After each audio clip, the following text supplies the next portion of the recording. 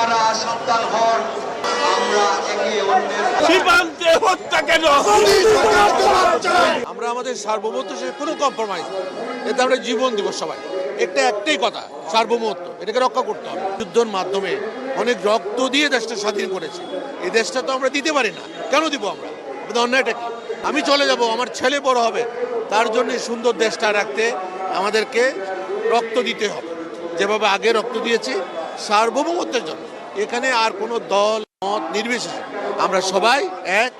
অপপ্রচারের বিরুদ্ধে আমরা এখানে এই প্রতিবাদ সমাবেশ করছি। ভারতের যে কোনো আগ্রাসন, যে কোনো আগ্রাসনের বিরুদ্ধে আমরা প্রতিবাদ জানাবো এবং এর আমরা রুখে দাঁড়াবো তাদেরকে। সাম্প্রদায়িকতা রক্ষা করতে হলে, এদেশের মান সম্মান রক্ষা করতে হলে, এদেশকে জঙ্গি রাষ্ট্রের